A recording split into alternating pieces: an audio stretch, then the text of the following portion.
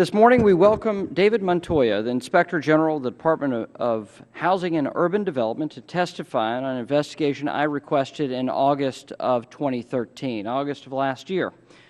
On July 31st, 2013, an email was sent on behalf of the HUD Deputy Secretary to, quote, friends and colleagues, calling on them to encourage senators to vote to advance Senate consideration of HUD's appropriations bill.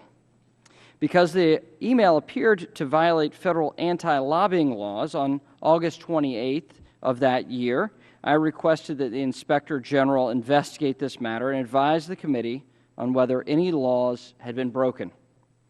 On February 18th of this year, the Inspector General provided its report of investigation to the committee. There, Inspector General found that Deputy Secretary Jones and other HUD officials had acted improperly, and that certain HUD officials had obstructed the Inspector General's investigation and attempted to conceal their improper activities. The Inspector General also found that one HUD official was actively working to keep information requested by this committee from the, quote, Republicans, end quote, and that this particular HUD official had coordinated his efforts to thwart the committee's proper investigative functions with the White House counsel's office. This investigation is an example of Inspector Generals doing the job that Congress gave them in the 1978 Inspector General Act.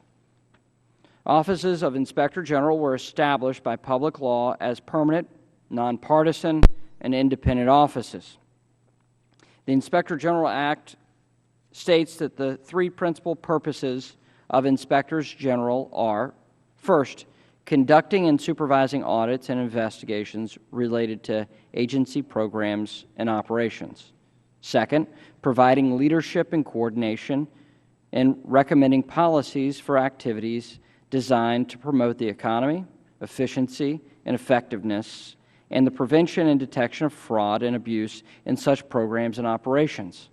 And third, keeping the agency head and Congress fully and currently informed about problems and deficiencies related to such programs and the necessity for and progress of corrective action.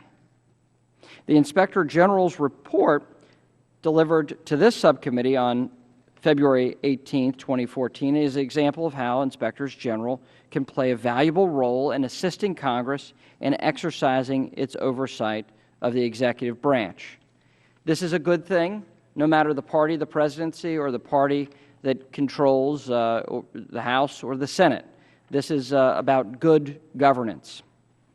However, it's important to note that Inspectors General are not required to conduct a review requested by legislators, an agency head, a president, or anyone. Inspectors General are cabinet-level agencies, are independent of the agencies they review and Congress alike. This independence is crucial to their achieving their mission and should be protected at all costs. I'd like to thank Inspector General Montoya for being here, and I thank you for your service in our government and to the American people.